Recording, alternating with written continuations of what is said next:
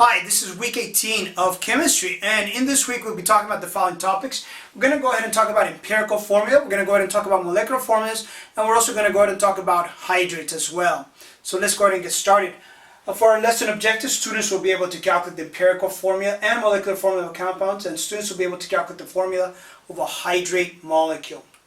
So let's go ahead and begin with an empirical formula. What is an empirical formula? The empirical formula of compound is the formula with the smallest whole number ratio of elements. So for example, if you have this molecule for glucose C6H12O6, if you were able to reduce these numbers, what would you be able to reduce them to? It would be C1H2O1. So you want to reduce it as much as possible, but you still need whole numbers, no fractions for these. Alright, for this molecule, which is butane, C4H10, you could be able to reduce it to C2H5. Again, you don't want any fractions, so you should not see C1H2.5, no fractions, whole numbers. So the empirical formula is just this molecule reduced. And for sodium sulfate, you'll notice that they match. Sometimes the molecular and empirical formula are the same, they cannot be reduced. And if you're wondering, can't the 2 and the 4 be reduced? Well, not listed here, but there's a 1 for the sulfur. Can you reduce the 1 any further? No. That's why the molecular and empirical formula match for sodium sulfate there in that example. Alright, so how do you solve these problems? Solving for the empirical formula is done through the following steps. Number 1, convert the given quantity from grams to moles. Though sometimes they're given in grams, other times they're given in percentages.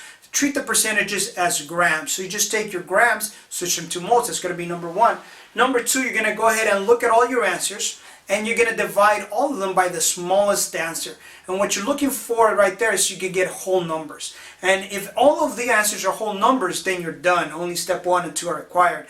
If you get a fraction, then you'll have to do step 3, as says it right there. If needed, then you're going to multiply it by a factor, maybe 2, maybe 3, maybe 4. That will give you whole numbers, because an empirical formula always has whole numbers. So we're going to follow for most of the problems step 1 and 2, and sometimes we have to use step 3, but not always. Alright, so one of the questions students have is, how do we know how many grams of carbon, how many grams of oxygen, how many grams of hydrogen are in a compound if it's an unknown compound? By theory, we don't know what it is. Alright, so here's a process. It's called spectroscopy, and what they will do is they'll get a sample right here in the syringe, and they'll inject it in, and they'll supply it with oxygen. They keep track of how much oxygen it is. They mix here, and in this coil they'll go ahead and heat them up so that they combust, they burn. And the machine will go ahead and read how much carbon dioxide is coming out of the tube, how much sulfur dioxide is coming out, how much maybe water molecules are coming out, and if you knew how much oxygen you were putting in, you can go ahead and figure out, well, then how much carbon was in there, how much hydrogen, oxygen, nitrogen, or other compounds found in the molecule. So that's more or less what the machine will look like. So let's go ahead and get to our first problem for empirical formula. In example 1, they ask you as the following: find the empirical formula of a compound that has 4 grams of carbon, 0.67 grams of hydrogen, and 5.3 grams of oxygen. So there's 3 elements. What is the formula for this compound? Alright, so I'm going to go ahead and write down each one of my givens. So I'm going to write this for carbon. It says that there's 4 grams of carbon.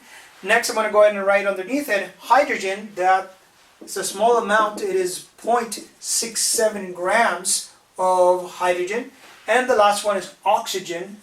We've got 5.3 grams of oxygen. Alright, so what were our first step? Our first step is get all of these grams and switch them from grams to moles. So we're going to need the molar mass of carbon, hydrogen, and oxygen, which you get them from the periodic table. Alright, I'm going to go ahead and put 1 mole in the numerator, and the molar mass of carbon is 12. So I'm going to go ahead and put that in my calculator. So I have 4 divided by 12 gives me 0.333. Alright, next, let's see, hydrogen. For every 1 mole of hydrogen, it's just 1.0 gram. Again, you get that molar mass of hydrogen from the periodic table, and that's just going to go ahead and give me 0.67. These are in moles. And finally, 5.3 grams of oxygen. We're going to go from grams to moles.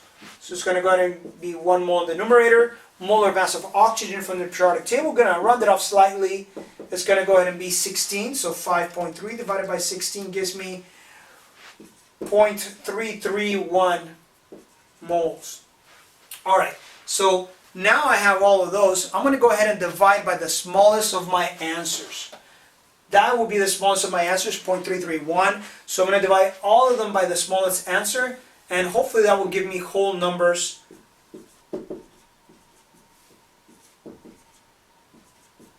Alright, so for this one, this number divided by itself, that's a 1. Let's see, 0.333 divided by our answer. It will give us, again, 1. I'm going to round it off slightly. 1 is really 1.005. We can round them off to 5. And this one, 0.67 divided by 0.331, it will give me approximately 2. And yeah, those are approximate values. It's really 2.02, 2.0 is 2. Alright, so that will be first step, switch grams to moles, and second step, divide by the smallest answers. Since we got whole numbers, there's no need for me to go ahead and do the third step, which I might have to multiply to get a whole number, but no, these are all whole numbers. They're approximately, again, that was 2.02 and like 1.005, good enough. Alright, so our empirical formula means that it has carbon, there's 1 carbon, there are 2 hydrogens, and 1 oxygen. So I would write my answer as this, C1H2O1, and that will be my empirical formula for this compound. Alright, that takes care of example 1. In example 2, the answer is a similar question. Notice though the percentages here. And again, the percentages just treat it like if it were grams. So instead of writing percent, put grams. Alright, so let's go ahead and tackle example 2. And this one, though, is going to require a little bit extra work. Let's get to it. Phosphorus. Phosphorus, we have a quantity given to us of 43.66%, just put grams. For the next one is oxygen. Oxygen is 56.333%, we're just going to put grams. Again, our very first step is to get our grams, switch them to moles. So I'm going to go ahead and put 1 mole in the numerator here. Molar mass of phosphorus, you get it from the periodic table, is 31 grams. For oxygen, 1 mole on the top. Molar mass of oxygen is 16 grams. So I'm going to put in my calculator, 43.66 times 1 divided by 31 will give me the following 1.408. I'm going to round it off to that. And let's see, 56.33 times 1 divided by 16 gives me 3.52. Alright, 1. So there's my first step, convert your grams to moles. Next, I look at both my answers. I'm going to go ahead and divide by the smallest of the 2 answers. So that's step 2. And 1.408 is my smallest, so that gives me a 1.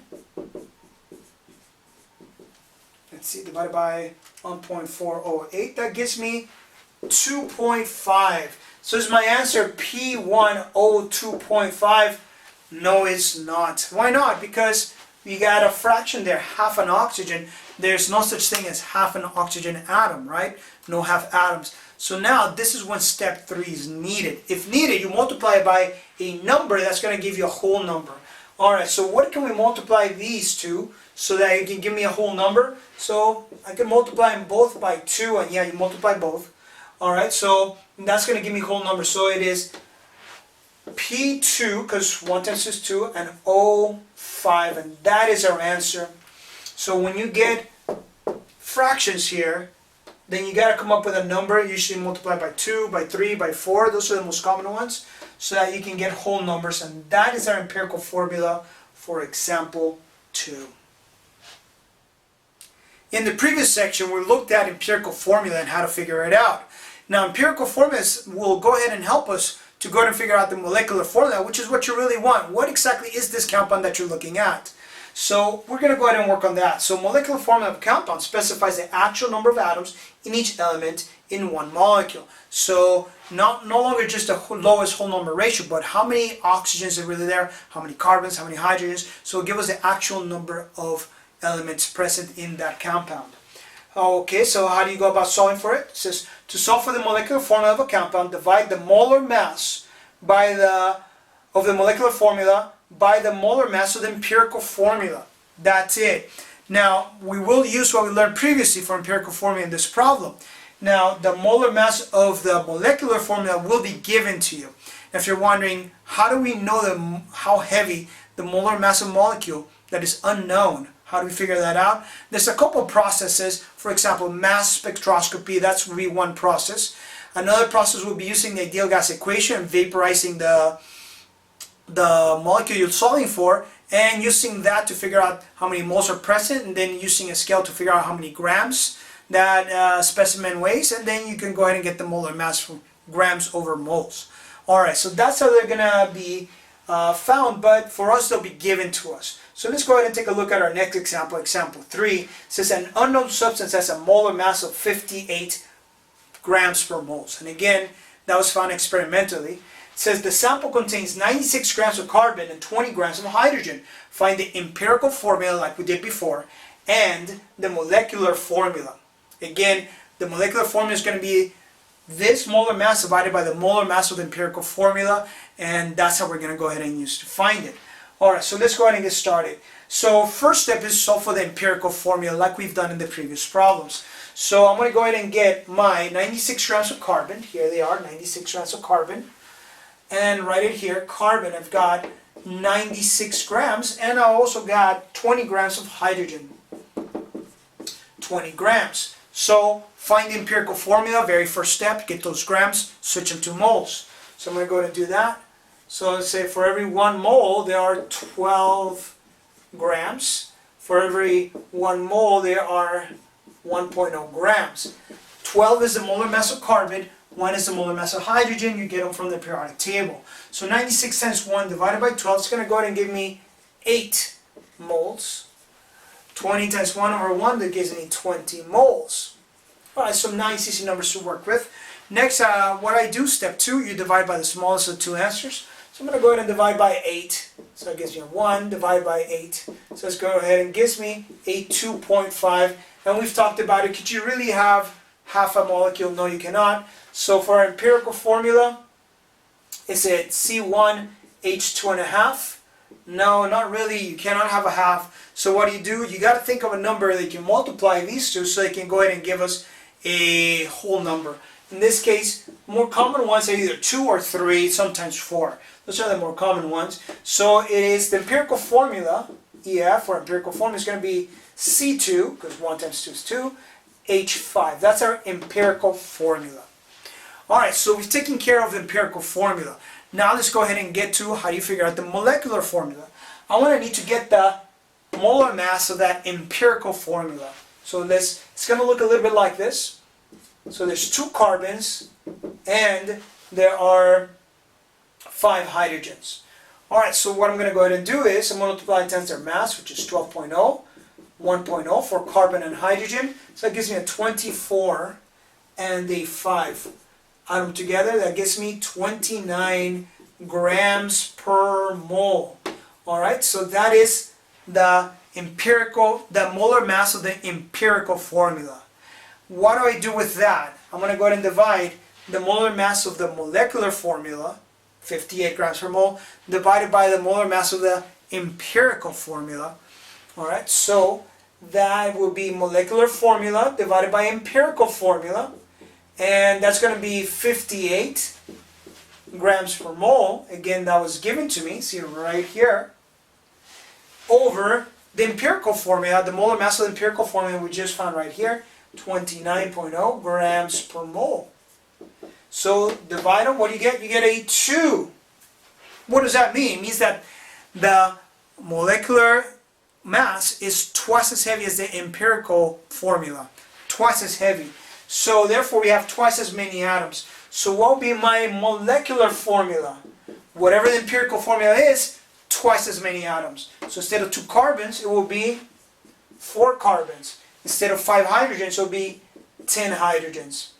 And we can recognize that molecule. There is my answer for the molecular formula, C4H10. It was twice as big as the empirical formula. So instead of C2H5, C4H10, that is butane. And that is our answer for empirical formula and molecular formula for example 3. Let's go ahead and take a look now at example 4. In example 4, they ask you a similar question. In this one, they ask you, an unknown substance has a molar mass of 78 grams per mole. The sample contains 92.3 grams of carbon and 7.7 grams of hydrogen. Very similar to this one. Find the empirical and molecular formula for this compound. All right, so let's go ahead and do that. So we're going to begin one more time by getting the givens, which are 92.3 grams of carbon and 7.7 grams of hydrogen. What I'm going to do first, get those grams, switch them to moles. I'm going to go ahead and put moles on the top. What goes in the bottom? Grams. So that'll be 12.0, 1.0. So it's going to give me 7.7 moles on the top. Here, 92.3 divided by 12. It's going to go ahead and give me 7.69, you can say it's 7.7. Alright, so I divide by the smallest one, which is 7.7, and goes ahead and gives us 1 and 1. So there's 1 carbon for every 1 hydrogen. So my empirical formula is C1H1. Great.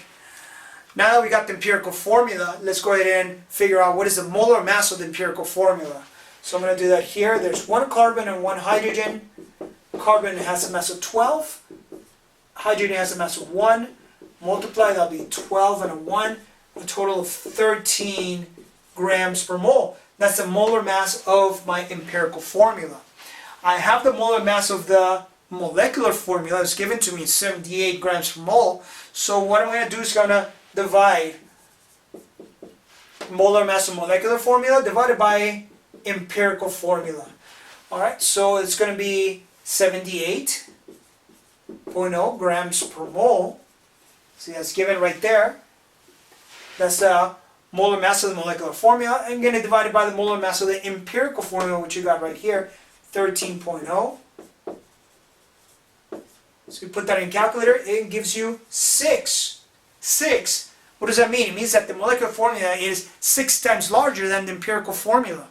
So for a molecular formula, then it'll be, whatever this is, C1, it'll be 6 times larger. So 1 times 6, 6. And same thing for the hydrogen, C6. So that is our empirical and molecular formula for example number 4.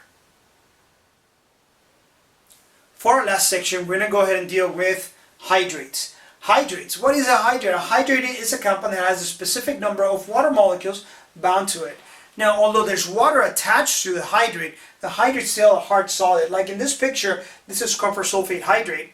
It is a very hard crystal. Don't think that it feels like jello. It's just a solid. But there is water attached to it. So what we're going to go ahead and learn is how to get that water out and figure out how many water molecules are attached to it. So how would you remove the water from here? The way you would do it is you go ahead and you would heat up the sample. So you get these crystals, probably mash them up, and go ahead and heat up the sample. And after it heats up, the water evaporates. So what's left behind is referred to as the anhydrate. The anhydrate is how much water went away. And what's left behind is called the anhydrate. So now that you have the anhydrate, that means without water, you can go ahead and weigh it. So you compare the before and after, and now that way you can go ahead and figure out how much water evaporated, how much water went into the air. Then you get the anhydrate just weighed by itself, and that will give you the mass of the anhydrate. In example 5, they give you the mass of the anhydrate and the mass of the water. And they ask you to go ahead and figure out what is the formula of the hydrate. So what we're going to do is, very similar to empirical formula, get our grams, convert them to moles, and then divide by the smallest of 2 answers. That's it, only 2 steps. And that's going to go ahead and give us a formula for the hydrate. So let's go ahead and get to example number 5. Alright, so in example 5, we're going to go ahead and give in our anhydrate. It is Na3P4, and it has a total mass of 109 96.8 grams. And they also told us that 108 grams of water were evaporated from the hydrate. So after it was heated, you have 108 grams of water. So what is our very first step? We're going to go ahead and get these grams, switch them to moles. So I put 1 mole in the numerator and the molar mass of each one of these in the denominator. Alright, so the molar mass of Na3PO4, that's sodium phosphate, would be this. There are 3 sodiums, 1 phosphorus, and oxygen is, there's 4 of them. And next you look over at the periodic table, and sodium you get 23, phosphorus is 31, oxygen is 16, and that's the molar mass from the periodic table. You go ahead and you multiply these, and after you do so, you're going to go ahead and add them up, and that will go ahead and give you the molar mass of the sodium phosphate. So for this one, let's see, you got 1, 12, 13, 7, 10, 164 grams per mole. That is the molar mass of sodium phosphate, 164.0. Now the molar mass of water, let's go ahead and solve for that. There are 2 hydrogens, 1 oxygen. Molar mass of hydrogen is 1.0. Oxygen is 16.0. So we get 2 and 16, add them together, 18.0 grams per mole, and that is the molar mass of water. Alright, so I'm going to get this value multiplied times 1 divided by 164, and this one given times 1 over 18, and that's going to go ahead and give us our moles. So step 1, grams to moles.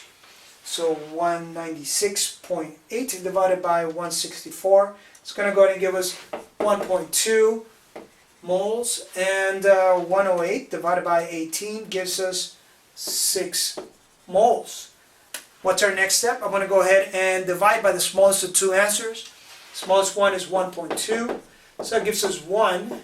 1.2, that gives us 5. So what does that mean? There are 5 water molecules attached to every 1 sodium phosphate. So that's our answer. There were 5 water molecules attached. How is the molecule written when you have 5 water molecules? Let me give myself more space here for the answer. You would write it like this.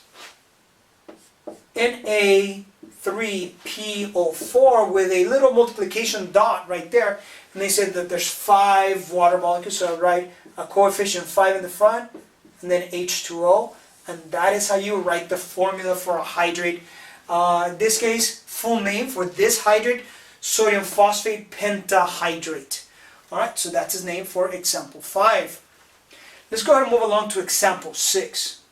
In example 6, they go ahead and they give you guys, you have a hydrate. The anhydride for it is 345.5 grams of K2CO3, that's potassium carbonate, and 360 grams of water. Find the formula for the hydrate. Alright, so let's go ahead and solve for that. So, again, for the potassium carbonate, this is given 345.5 grams. For the water, we're given 360 grams. Alright, so step number 1, go ahead and get your grams, switch them over to moles. So let's do that. 1 mole. And we're going to get the grams on the denominator, so that way they can cancel out. In the previous problem, we solved for the molar mass of water, which was 18. Molar mass of potassium carbonate, let's go ahead and solve for it. Let's see, potassium, there's 2 of them, and in each one weighs 39.1 grams. Carbon, there's only 1 carbon, no number means 1, and it weighs 12.0. And oxygen, there are 3 oxygens, which one weighing 16, so it's going to give us 48.0, 12.0, and let's see, 39.1 times 2 give us 78.2. Add them all together, and we get 138.2 grams per mole. So that's the molar mass of potassium carbonate. I'm going to go ahead and write it here, 138.2. Alright, so I'm going to go ahead and I'll get my given multiplied times 1 divided by 138. And 345.5 times 1 divided by our molar mass will give me 2.5 moles. For 360 times 1 divided by 18, it's going to go ahead and give me 20 moles. Alright, so step 1, grams to moles, that's completed. In step 2, now we're going to go ahead and divide by the smallest of the two answers, which is 2.5. So that gives me a 1, 2.5. So it's going to give me 20 divided by 2.5. It is 8. Alright, so there are 8 water molecules attached for every 1 potassium carbonate. So the formula will be written as this, K2CO3 with a little multiplication dot, and then there's 8 as a coefficient water molecules attached to it. Name for this one will be potassium carbonate octahydrate. Alright, that takes care of hydrate. This also brings us to the end of this week's lesson. Thank you so much for watching.